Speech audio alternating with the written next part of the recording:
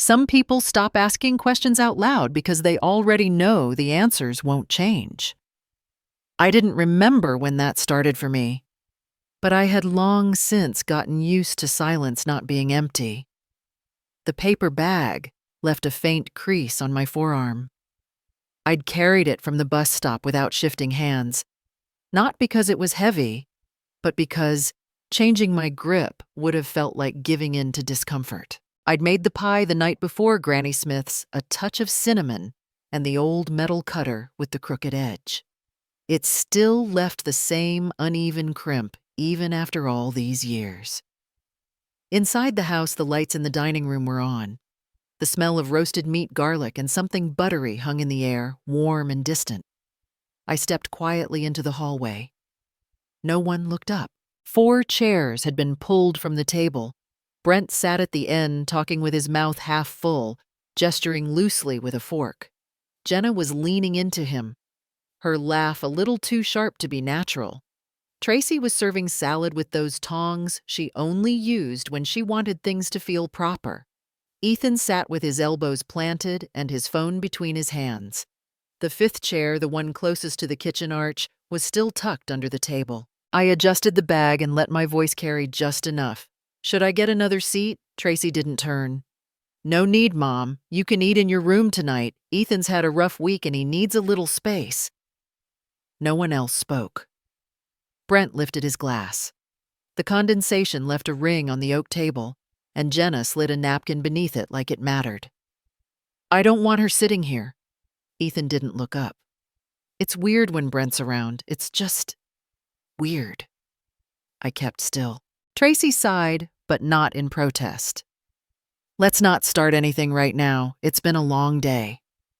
The bag slipped slightly in my hands. I caught the edge of the pie dish before it tilted. The crust had cracked slightly during the ride home. I'd felt it shift when I crossed the last curb. "I'm not trying to make anything harder," I said. "Then please go."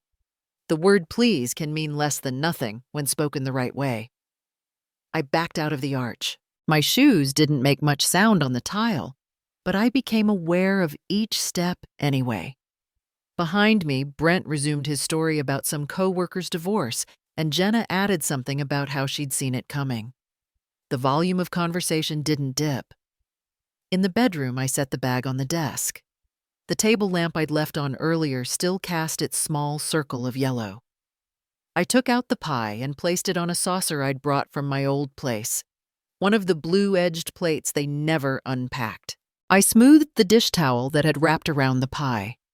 It had a faded coffee stain in one corner from a spill that happened the day Tracy first moved back in. Ethan had knocked over a mug, and no one apologized. The small cabinet near the window held my silverware separated from the rest of the house.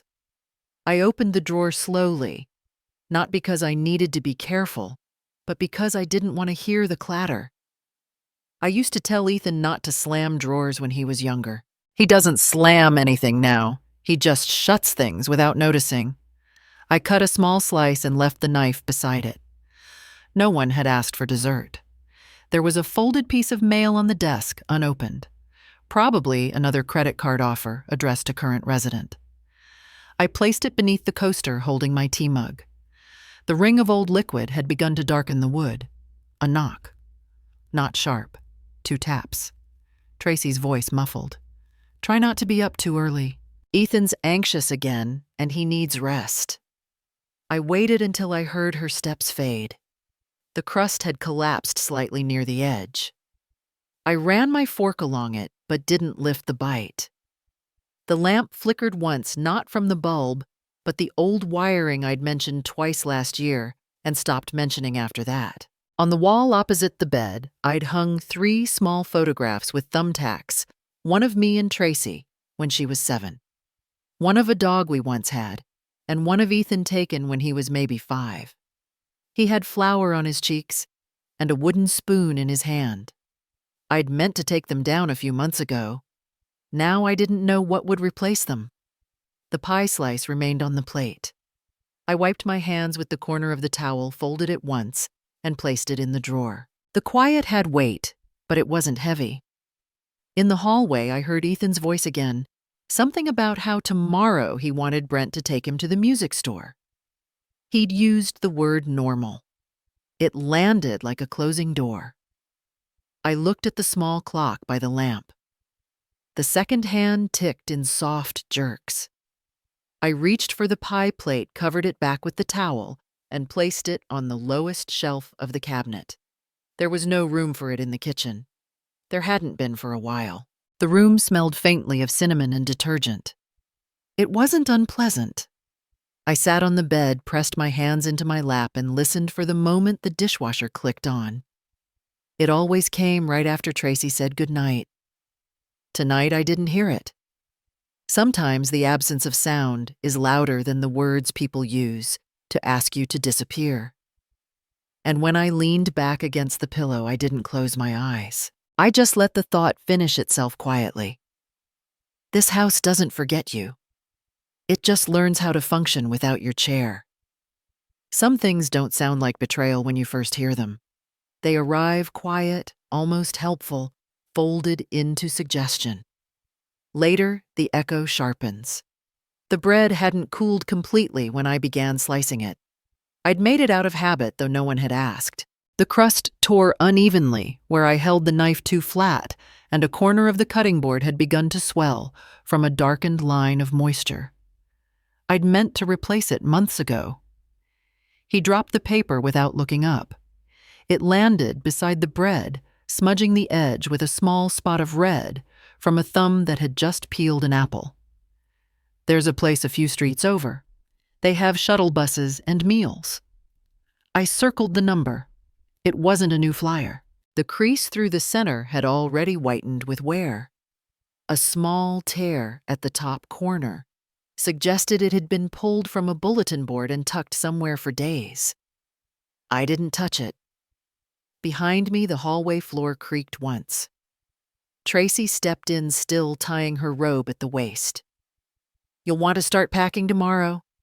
Brent said he could help lift the heavy things. I stood still. The bread knife hovered over the last piece. The crust had collapsed slightly at one end, like a house sinking on one side. "You have 2 days. We figured that's fair."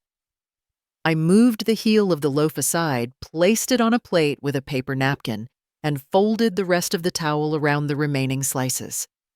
I had no intention of responding, but my hand twitched once near the sink. "You've had a good run here. We gave it longer than most would." She leaned against the counter, arms crossed.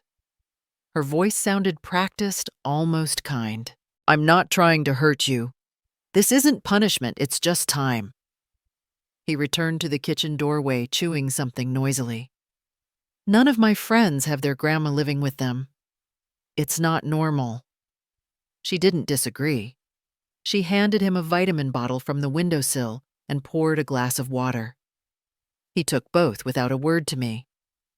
"I talked to Jenna," she added, "and she supports it. Brent said, it's my decision.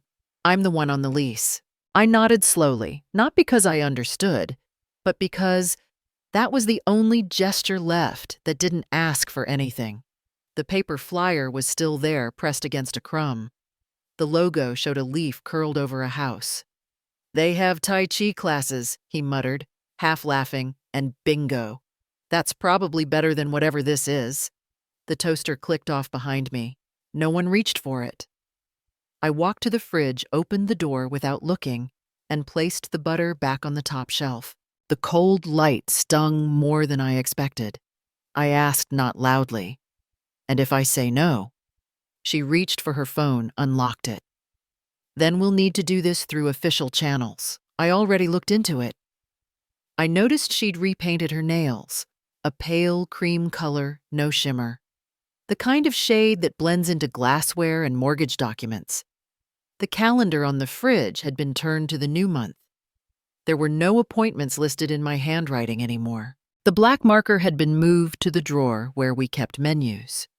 He grabbed the last apple from the fruit bowl, turned it in his hand once, and walked out. She stood in the doorway for another moment, not quite leaving. "I hope you'll see this for what it is." A transition. A necessary one. The robe tie had come undone again. She didn't retie it. Her shoulders looked smaller than usual. After she left, I picked up the flyer. There was a stain where the apple had rested. It blurred the phone number, but the word compassionate was still legible beneath it. The kitchen faucet dripped twice. I wiped the counter with the towel I'd used for the bread, folded it into a square, and placed it over the flyer. In the afternoon, I noticed the nameplate on my door was missing. The adhesive marks were still visible, 2 strips of residue where my name had once been written in careful cursive on a thin brass plate. I hadn't liked the font, but I'd kept it anyway. It was something to hold a place. At dinner, I stayed in the back room. The tray I'd used in the hospital came out of the closet, its legs still wobbly. I balanced a plate of plain pasta and a cup of tea on top. The tea had steeped too long, bitter and dark. I drank it anyway. A knock came around 7. Not hard, not hesitant. "There's leftover stew," she said through the door. "We didn't know if you'd want any." I didn't answer. A minute passed, then a click and footsteps retreating. The hallway light turned off later than usual. That night, I opened my bottom drawer and took out the old ledger I used to keep for grocery lists. On the back pages, I had notes, serial numbers, reminders, a copy of my will printed faintly from the library's public printer years ago. I didn't reread it. I just traced one finger along the signature line, not pressing, not holding.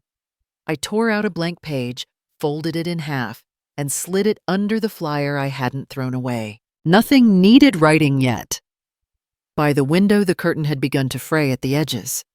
I'd sewn it when Ethan was 9. He used to hide behind it and watch the driveway when Tracy worked late. He hasn't touched it in years. The radiator let out one groan before settling. The room went still again.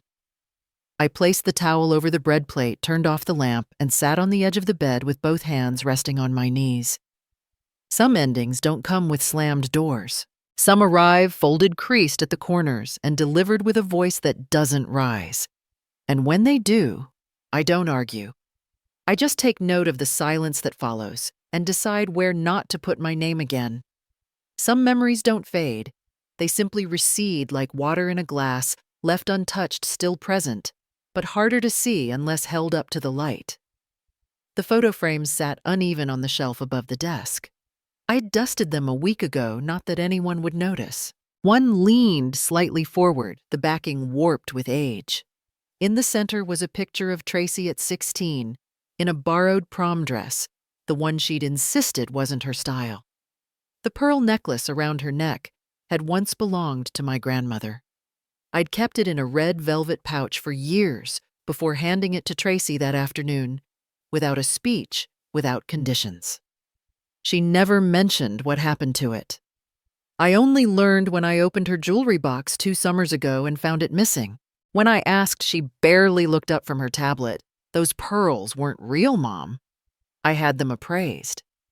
The pouch still sits in my drawer, empty. I traced the edge of the frame with one finger, then moved to the next Ethan at 5, holding a paper turkey he'd made with his handprint. His smile took up half his face, eyes squinting in the light. I'd driven across town that day to get the exact shade of orange paper the school requested. In the hallway outside my door, voices passed a grocery list being debated. My name wasn't part of it. I opened the top drawer slowly. Inside, tucked under some receipts and an expired bus pass, was a folded letter with a return address I didn't recognize. It had arrived 3 years ago. A woman from the shelter I used to volunteer at had written it. "Thank you for sitting with me when no one else would. You didn't say much, but you listened like it mattered." She'd signed it in blue ink, with a heart in place of a dot. I kept it not because I needed to remember, but because it was one of the few written proofs that I had existed usefully.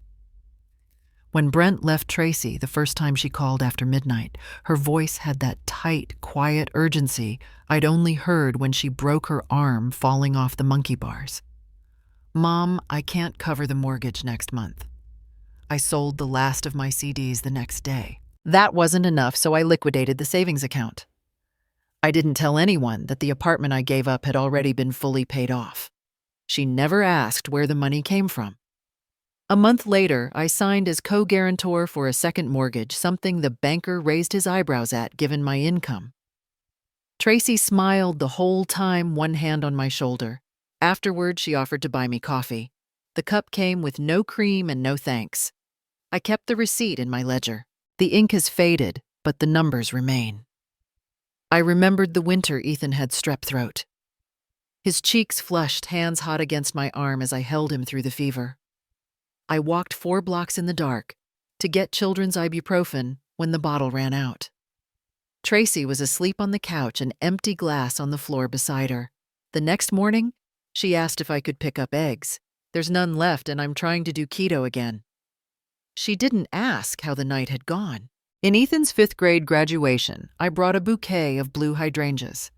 I wore the only dress I hadn't boxed away. As I approached the crowd, Ethan glanced over, then leaned toward a friend. "Just stay back there, Grandma. I don't want them to think I still live with you." The flowers wilted by the end of the ceremony. I clipped a photo from the local paper that week.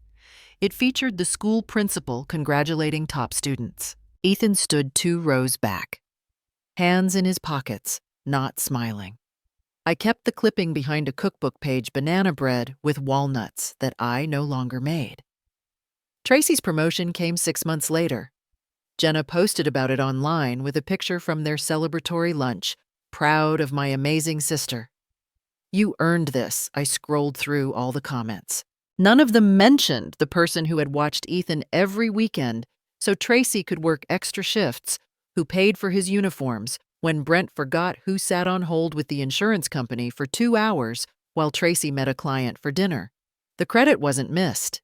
It was never considered. Last year on my birthday, I didn't expect much. A card, perhaps. Ethan passed me in the hallway on the way to the garage.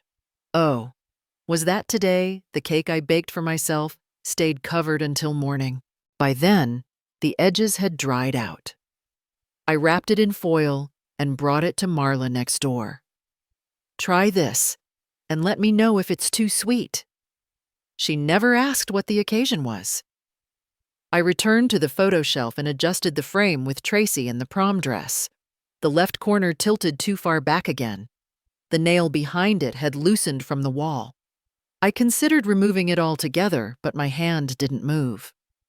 I opened the drawer again and took out the empty velvet pouch. The inner lining had started to fray. I placed it on the desk beside the letter. For a long moment, I looked at the two together, one given freely, one returned without ceremony. I folded the pouch in half and slid it back into the drawer. Some things once lost don't need to be searched for. And some things, once given, don't need to be named again. I always kept a small notebook in the drawer beside my bed. Not for secrets, just the kind of things that slip away if you don't write them down. Grocery lists, prescription refills, sometimes a recipe that never quite worked. On Tuesday morning, I added a single line in the corner of the page. Where did my name go? I hadn't planned to look. I only opened the laptop because the screen was still glowing when I walked past. Tracy must have forgotten to shut it, or maybe she didn't care. Her browser was full of tabs, utility bills, work emails, a coupon for floor polish, and one folder marked Home Documents. It didn't take long to find it. The insurance summary was there, first her name listed under policyholder. I scrolled. My name had once been there too, just under hers, tied to this house in a quiet way. It was gone now. Not crossed out, just absent. Then there was a scanned letter typed neatly and notarized.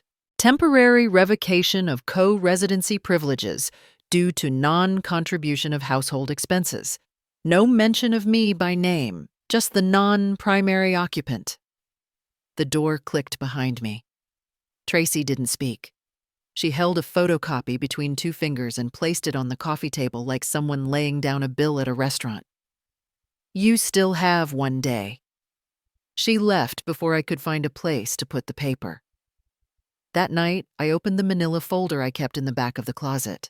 The pages were curling at the edges from years of handling bank statements, tax slips, the kind of paperwork no one wants, but everyone eventually needs.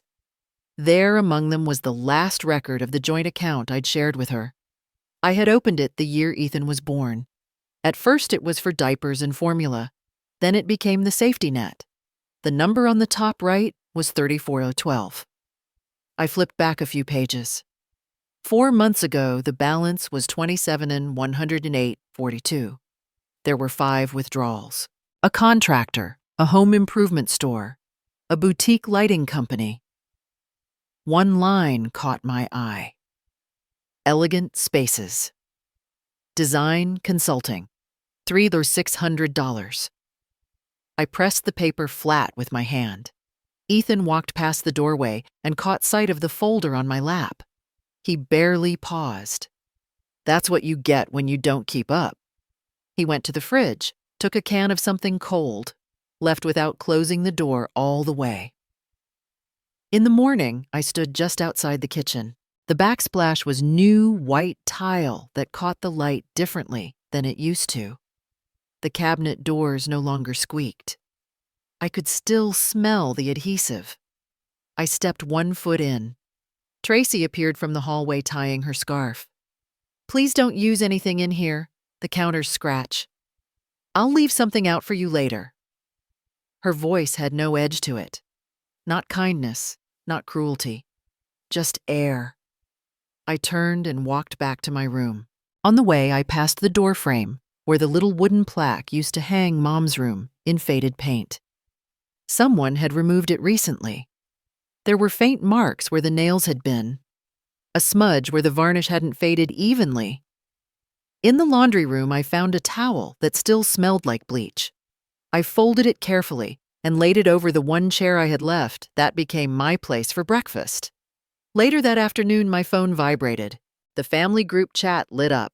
Tracy had sent a picture of the remodeled kitchen. The caption read, "Finally making this place mine." Jenna responded, "Gorgeous, looks like a magazine." Brent, "So proud of you. Well deserved. No one tagged me." I scrolled up just to check.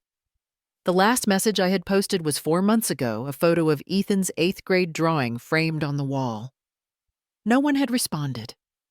I went to my drawer and opened the bottom one. Inside was the jewelry box I hadn't touched in years.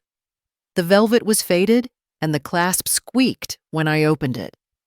The pearl necklace rested inside, slightly yellowed with time. I had given it to Tracy for prom. She wore it with a black dress that didn't fit quite right and heels too tall for her walk. She sold it 2 summers ago after the card bills piled too high. She told me later in passing, it was just sitting there.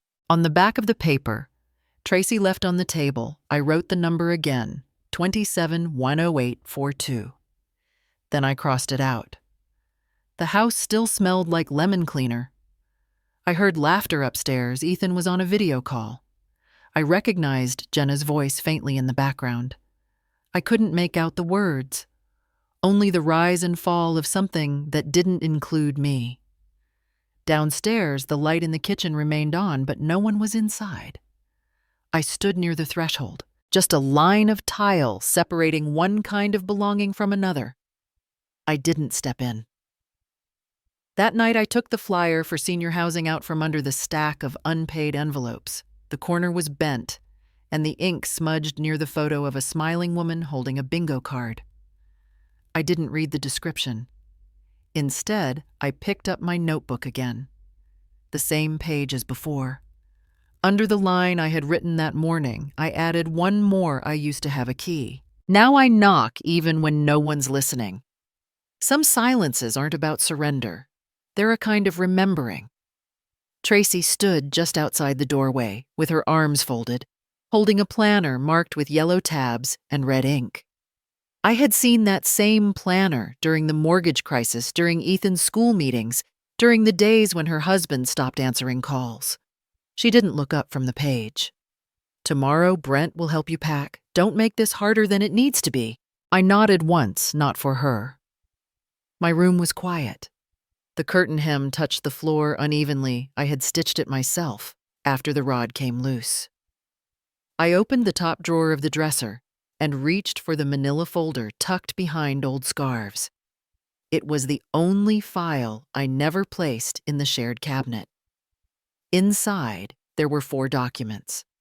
One was the deed transfer dated 8 years ago, bearing both our names, but a highlighted note from the attorney primary funding provided by Beverly Clark. The bank statement clipped to it showed the initial down payment wired directly from my account. I placed the folder beneath the mattress spine, side out. Not hidden, just quiet. That evening, I didn't pack my clothes. Instead, I brought down Ethan's extra sneakers still in their box from last Christmas and placed them near the front door. I folded his basketball jerseys into a storage bin and labeled it in pencil "Fall Season." Tracy's photo albums went into another bin between the baby book and the cruise. Pictures she never opened anymore. The house was always colder at night. Brent came through the side door and paused at the bottom of the stairs. His eyes scanned the hallway like someone inspecting the work of a contractor. "You're not taking the recliner, right?" I didn't answer. He looked again at the bins by the couch. "She said you'd only need 1 suitcase." In the kitchen, a drawer opened and closed. I heard Tracy humming an off-key version of something upbeat. She didn't come out. Later, while I folded the blue throw blanket from the living room, Ethan walked by holding a video game controller. He didn't stop.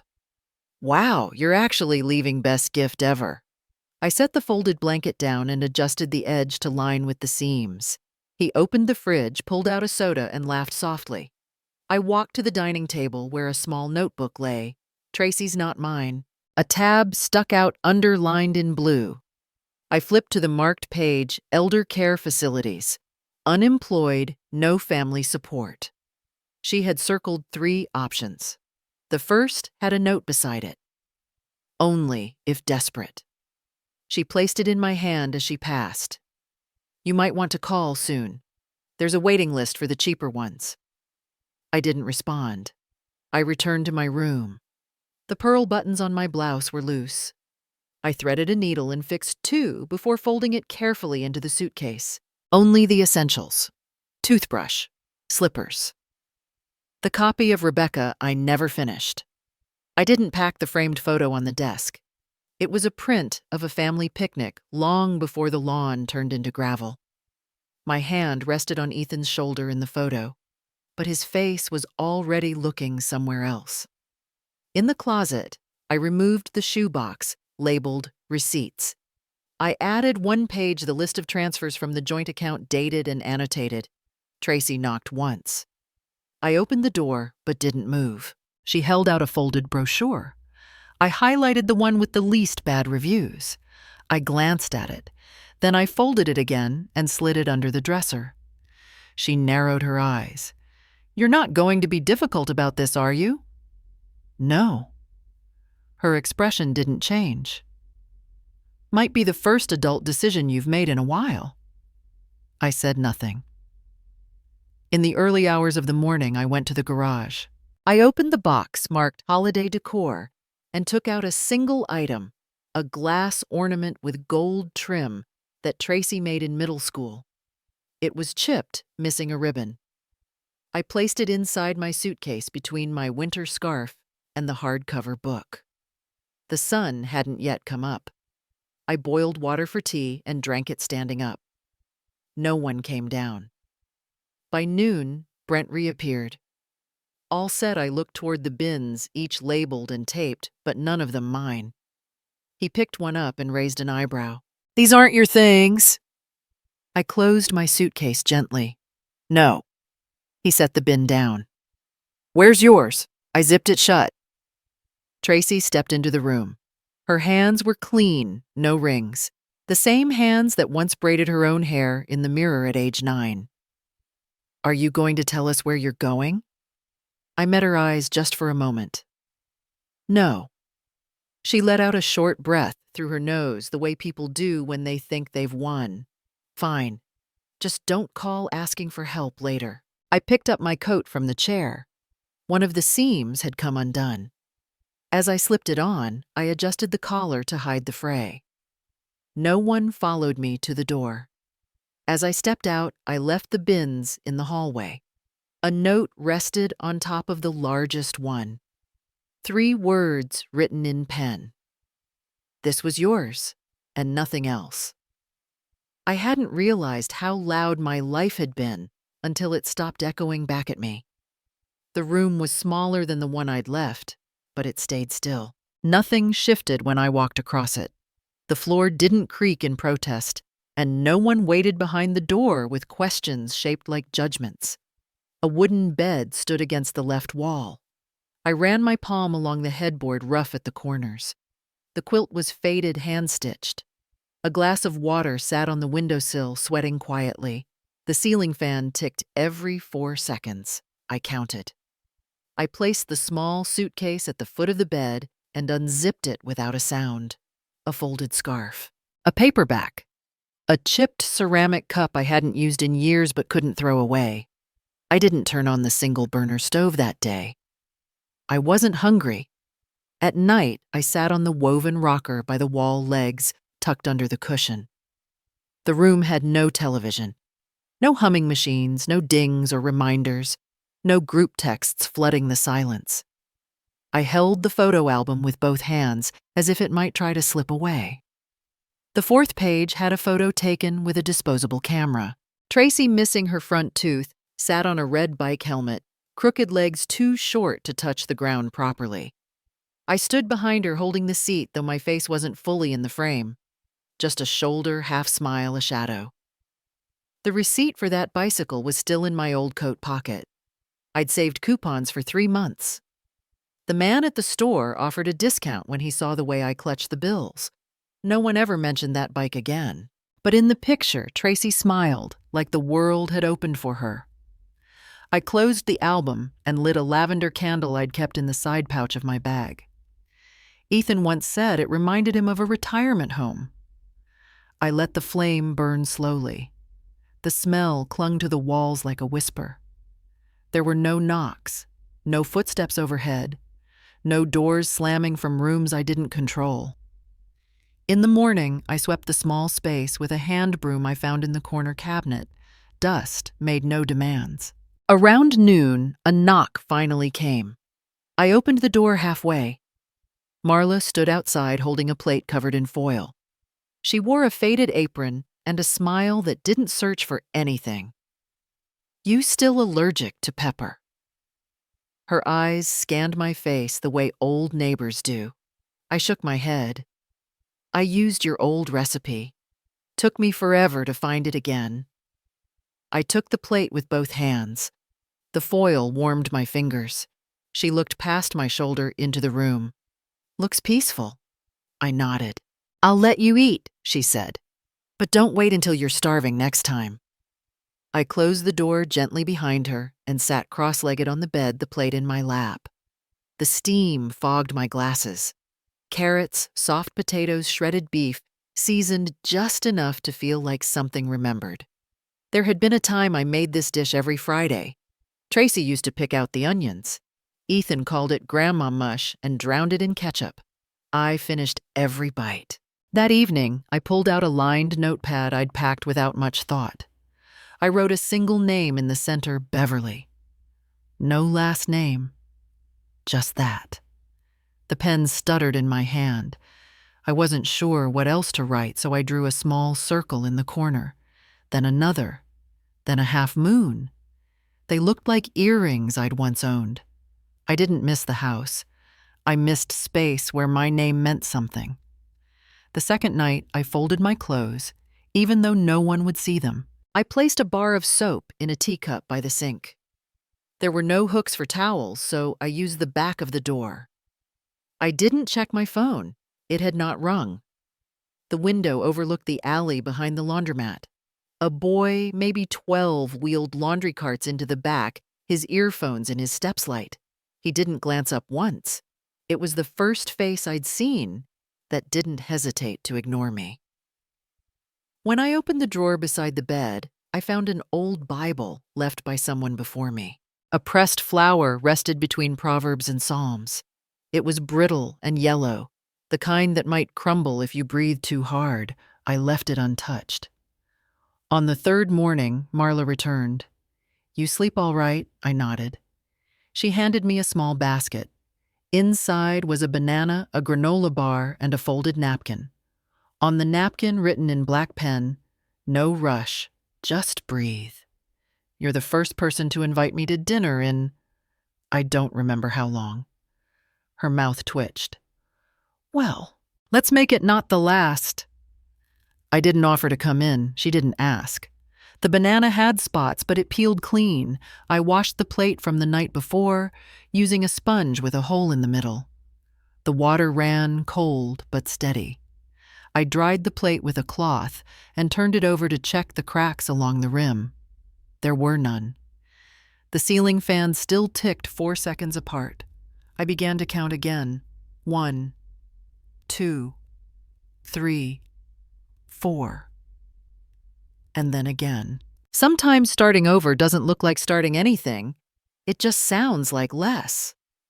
Some voices grow quieter the longer they talk. I sat with a stack of folded linens on my lap, smoothing out the edges, even though they were already neat. The room hadn't changed. The fan creaked above like it always did. But there was a noise I hadn't heard before. A sharp knock 2 times, then silence. I didn't move at first. People rarely knocked here. No one I knew came unannounced. When I opened the door, Tracy stood there with a wicker basket wrapped in cellophane. It crinkled when she shifted her arms. Her heels were sunk halfway into the welcome mat. The strap on her purse had twisted. She looked thinner. She didn't ask if she could come in. She stepped over the threshold and placed the basket on the table. The ribbon had slipped loose on one side. "We need to talk," she said. It's not about what happened." I didn't answer. I set the folded towels aside. "It's about Ethan. The school emailed this week. They said he's been removed from the system for non-payment. I thought maybe you could help." Her eyes moved quickly, never landing anywhere for too long. I stared at the kettle on the stove. It hadn't whistled since yesterday. The mug I used that morning still had a faint circle of dried tea at the bottom. "I didn't know you'd stop paying. I thought we had more time." The basket had a small envelope tucked into the ribbon. I didn't touch it. "I wouldn't ask if it wasn't urgent," she went on. "You don't have to come back, not really. Just on paper, just to co-sign.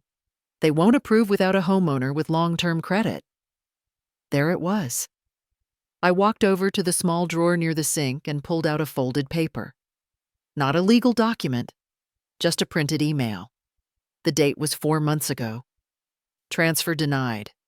Authorization removed by secondary holder. I'd kept it. Not for proof, just as a kind of artifact. She didn't look at the paper. "There's also the issue with the bank," she said. "The mortgage refinance they won't process unless the original co-owner signs." Her voice didn't rise. She wasn't pleading. She was presenting a situation. A missing part that needed to be slotted back into place. I sat across from her. The chair creaked under me.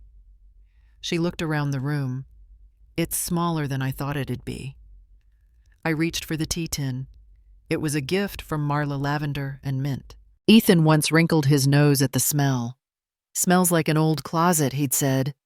I steeped a cup, but didn't pour a second. "I brought this," Tracy said, nudging the basket forward. "Fresh fruit.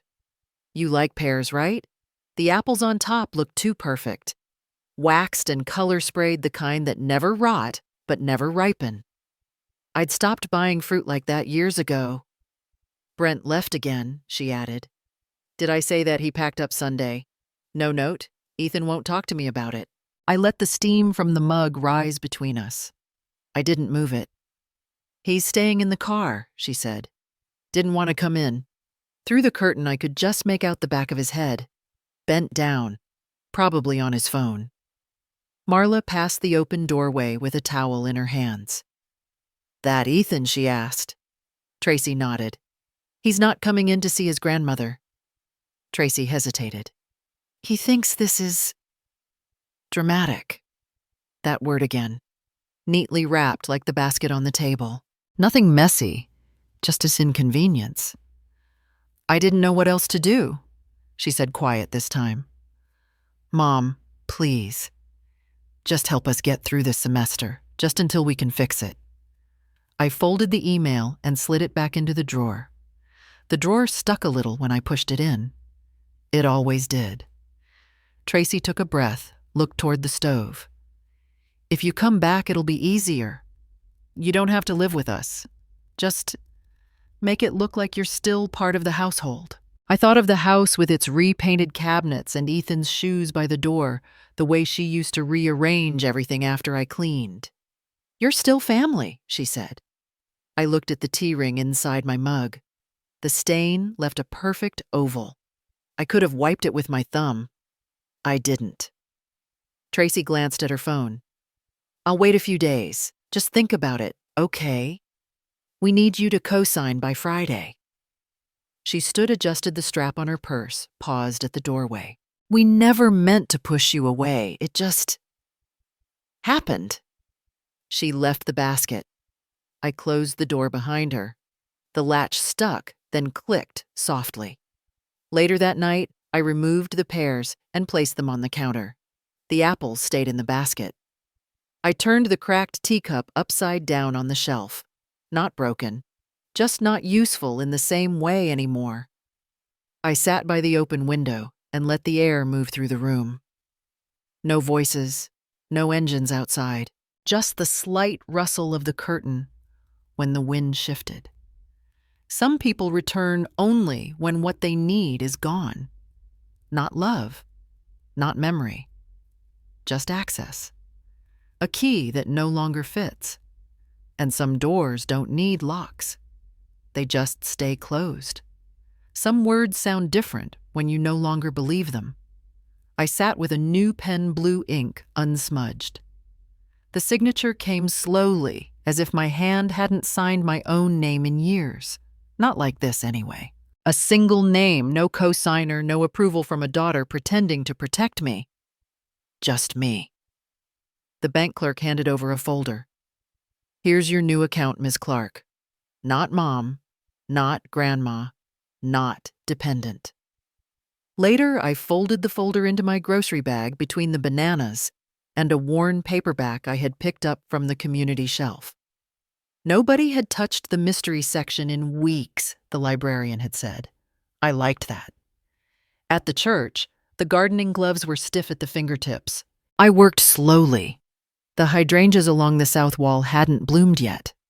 The roots were holding back cautious. The custodian left me an envelope with a $10 bill and a thank you note written in block letters. He spelled my name wrong. I didn't correct it. I kept the envelope in the drawer with my teacups. That afternoon, Sierra Maddox knocked on my door. Her backpack straps were fraying. She stood with her weight on one leg the way kids do when they think they might be sent away. Miss Beverly, she started. Can I sit for a bit? I got this essay. She held up a paper titled, The Person Who Helped Me Become Me. I poured water into the kettle. The handle creaked. Sierra glanced around my small space like it was a museum. I let her stay quiet.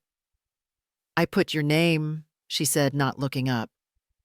You used to pack extra crackers in Ethan's lunch in case I forgot mine. That sounded like something I would have done, though I didn't recall the crackers. I didn't pick my mom. She said, don't embarrass me. So, here I am. I nodded, just once. She read a line aloud.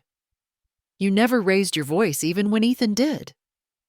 Then she crossed it out with a thick line. That sounded too nice, she mumbled. Teachers don't like too nice. She left her draft behind. I didn't correct it either. I tucked it next to the tin of sewing needles I hadn't opened since moving in. The next morning, Marla handed me a wrapped box with no ribbon. "It's just tea," she said, "but the pot's new. You need something nobody else picked for you." Inside was a pale green porcelain teapot. Smooth, no chips. The kind that looked like it would shatter if dropped, but never did. I brewed a cup right away. Not for a guest. Not for any occasion. A few days passed before Ethan appeared. No warning. Just a knock that wasn't the mailman. He stood a step back from the doorway, hood up, hair longer than before. He didn't look me in the eye. "Mom said you changed your number." I stepped aside. He came in without touching anything. "There's no TV." I shook my head. "That explains a lot." He picked up the church bulletin from the table and flipped it over like he expected something to be written on the back. "I told her we were wrong. But she said you didn't leave us a choice." I poured one cup of tea. Didn't pour another. "I don't know what we're doing anymore," he said, still not looking at me. "It's like nothing feels real. She's mad all the time, and Brent doesn't even come home anymore. It's like I'm just there." He rubbed his thumb over the edge of the table. "I think I get why you left. Not saying I liked it." I picked up the letter I had already written. The envelope was sealed. He looked at it. "She asked me to give it to the bank for you." I didn't hand it over. "I'm not doing it if it's going to hurt you." I met his eyes for the first time. "If you still call me Grandma," I said, "start by treating me like someone who can decide when she's had enough." He didn't answer, but he stayed a few seconds longer than he needed to. That was new. The next morning I walked to the post office myself and slid the letter through the slot. Inside was my written refusal to co-sign the loan. No justification. Just a signature and a line, "Respectfully declined." I walked home slow. There was a scratch on the new mailbox outside Marla's shop. Someone had tried to write something with a key, but gave up halfway. Back in the room, I folded a clean dish towel and set it under the teapot. Not because anyone would see it, just because I wanted it that way. Sierra's draft still sat on the counter. I read the last line again. "You showed me quiet can be strong. I didn't edit it. Some truths don't need polishing." They never returned the casserole dish I left on the porch last Easter. It wasn't expensive, but the lid had a crack I knew by touch, and I kept waiting for it to come back. It never did. I sat across from Neil Carpenter without making small talk. He placed the will between us, along with a pen that looked too clean for a decision this old. The trust name had already been typed in the Whitfield Fund for Girls' Education. I didn't correct the spelling of my middle name. No one else had ever gotten it right either. He tapped the signature line. "You understand once this is filed, it's final." I nodded and signed. The pen didn't glide. It caught slightly on the paper. He offered a copy, but I folded the original in thirds and slid it into my purse beside the envelope I'd prepared last night. I mailed it that same afternoon. Inside the envelope, a cut photo, Tracy's side, missing entirely, not torn but cleanly trimmed with sewing scissors. A house key I hadn't touched in weeks. A piece of lined notepad paper with 4 words written in blue ink. "I don't live here." I didn't sign it. The handwriting was enough. There was a necklace in the second envelope, carefully wrapped in tissue. Ruby pendant, faintly tarnished clasp. She had sold it once during a rough year and cried when I returned it to her. Now it was hers again, though I doubted she would recognize it without the note. I keep memories, not injuries. No salutation, no closing. Later that evening, I unfolded the tablecloth with the stitched H in the corner. The fabric had softened with time, pale green with uneven stitches I'd taught myself to make. It had once covered birthday cakes and Sunday pot roasts and the space where Tracy sat while I taught her to multiply sevens. I traced a loose thread with my finger, then folded it into thirds and placed it inside the donation box outside Marla's church. The latch squeaked when I shut it. No one looked up. I found a receipt in the bottom of my purse, one of those pink carbon copies from a dry cleaner that no longer exists. The handwriting on it wasn't mine. It said one silk blouse maroon, but I haven't worn maroon in years. I kept it anyway, folded it smaller and smaller until it fit in the coin pocket of my wallet. The voicemail came late from an unknown number. Ethan's voice low, unsteady. I didn't know you were serious about not coming back. I thought you'd cool off. A pause. I think I messed things up. I think we all did. There was no apology. Only a shift in tone like the breath before someone asks for money. I didn't return the call. Marla stopped by with a small bag of groceries, bread, canned soup, oranges with bruises. She placed them on the counter. You'll want to eat something tomorrow. Weather's turning. She noticed the empty photo frame on the shelf and nodded toward it. You going to fill that with something new? I didn't answer. She left without waiting. The next morning I received a card.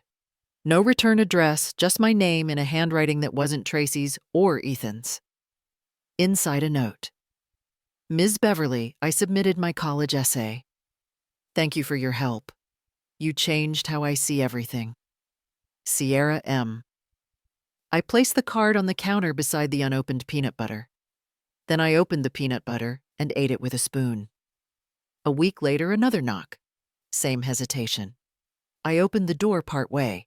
Tracy stood there, hands clasped around the same fruit basket from weeks ago. Different fruit. Same performance.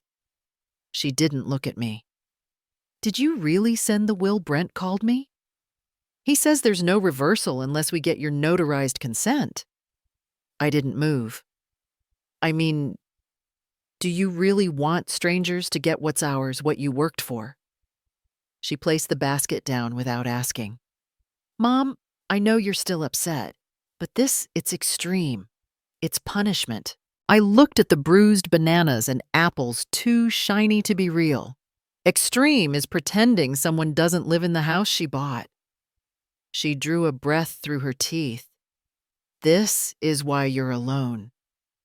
I didn't argue. I reached for the envelope beside me, the one marked copy filed. I placed it on top of the fruit.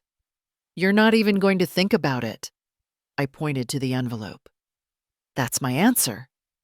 She left the basket and took the paper. That night I reheated the soup. The can made a soft pop when I opened it. I sipped slowly, each spoonful smaller than the last. On the windowsill, the frame still sat empty. I placed the note from Sierra inside it. Not the photo, not the necklace, not anything from before. I pressed the corners of the card so it stayed in place. The wind came in through the cracked window. It pushed the curtain forward just an inch. Enough to move. Enough to remind me I could too. And I did not reach for the door. I never realized how much space silence could hold until I stopped trying to fill it. The kettle whistled once soft and sharp, then fell quiet. I didn't rush. The water would stay warm long enough. I folded the edge of the linen towel I'd used to line the window ledge, smoothing a frayed corner with the back of my thumb. The blue glaze on the teacup caught the morning light just enough to leave a thin shadow across the table. I liked how it didn't match the saucer. I poured the tea slowly, not to be careful, just to feel the weight of something steady. The rim of the cup was slightly chipped, an accident from years ago, though I couldn't remember whose hand had slipped. I'd kept it not out of sentiment, but because I could. Some things get to stay just because they stayed. The letter had come 2 days earlier.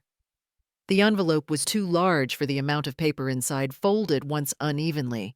His handwriting leaned left, as if unsure of its own direction. I'm not a good person yet. I'm trying to be. If you let me, I'd like to help in the garden again. I didn't reread it. I folded it into thirds, tucked it into the tin with old buttons and bits of string, and closed the lid with a soft click. I placed it on the shelf beside the sewing shears I rarely used anymore. Then I whispered to no one in particular, "Good. Keep learning." I didn't write back. He hadn't asked me to. The fern by the window had new leaves curling inward like shy hands. It used to sit on the sill above the sink in the other place. It had browned and wilted there, forgotten between grocery runs and shouting matches I hadn't meant to overhear. Now it stood quietly in its new pot green and damp from this morning's misting. I pressed one finger to the leaf's edge and watched the dew cling to my skin before falling. Outside, the sparrows argued and fluttered along the power line, but none of it broke the quiet inside. I hadn't turned on the television in weeks. The voices in my head had learned to whisper instead of compete. I knitted through the afternoon. The yarn was soft and pale, a color I used to avoid because it reminded me of hospital rooms. Now it suited the light in this room. The scarf was small, meant for the newborn girl upstairs. I hadn't told anyone I was making it. No baby registry, no name tags. Just something made because I could make it. Because I wanted softness to come from my hands. Marla stopped by briefly the day before, left a folded towel and a lemon loaf on the step. No note. Just a look through the screen door and a short nod. "You've put on some color. Looks like peace fits you." I didn't reply. She smiled at that. Then she tapped the window and left. I'd tacked a small note to the wall above the calendar. "Today I exist only for myself, and that is enough." I wrote it in pencil, no flourish. I used to believe presents had to be earned, that you showed your worth by how quickly you could say yes, how willingly you bent. I spent years moving furniture, changing shifts, holding silence in place so others wouldn't have to. Now I sit. I sip tea. I watch the light change color on the floorboards. I don't apologize for stillness. Tracy hasn't written since the last letter was returned unopened. Someone from her office left a voicemail last week, something about documents requiring clarification. I didn't call back. There was nothing unclear about it. The bank clerk had looked at me strangely when I removed Ethan's name from the account. "Just you, yes. No joint access, no." She stared. "I've been enough people for everyone," I said. The woman blinked once and handed me the receipt. I framed a piece of cloth yesterday stitched with uneven lettering I'd done years ago, long before everything got complicated. It simply said, "Stay." At the time, I'd meant it for someone else. Now it hangs by my door, and I pass it without thinking. I suppose now it belongs to me. The rocking chair creaked when I leaned back slow and steady. I'd added a cushion with small violets embroidered in one corner. I'd stitched it last month, my fingers cramped halfway through, but I didn't stop. I wanted beauty to take up space again. I didn't look at the clock, but I knew it was almost noon. The sun angled in a way that turned everything soft and unimportant. I liked not knowing what day it was without checking. There was a knock, once sharp and unsure, from the hallway. A child's voice followed. "Are you the lady with the teacups?" I opened the door just a little. A boy with a tooth missing grinned up at me. "My mom said you might teach me how to make paper stars." I looked at his hands. He held a paper strip already crumpled at the edges. "Can you show me?" I nodded, then pointed to the rug. "Shoes off. We fold with clean hands." He obeyed without question. We sat cross-legged by the table. I folded once, then again. He tried to mimic. His star looked like a crushed wish, but he smiled anyway. "Yours is better." I shrugged. "Mine's just older." He laughed like it mattered. I taught him 2 more. Then he left them behind and skipped off barefoot and bold. The door clicked shut behind him. I held his first paper star in my palm. The crease was crooked, the point bent inward. I placed it in the same tin where I kept Ethan's letter. The lid still clicked the same way. I didn't need to label it. The tea had cooled on the table. I drank it anyway. And for the first time in a very long time, I didn't reach for anything else.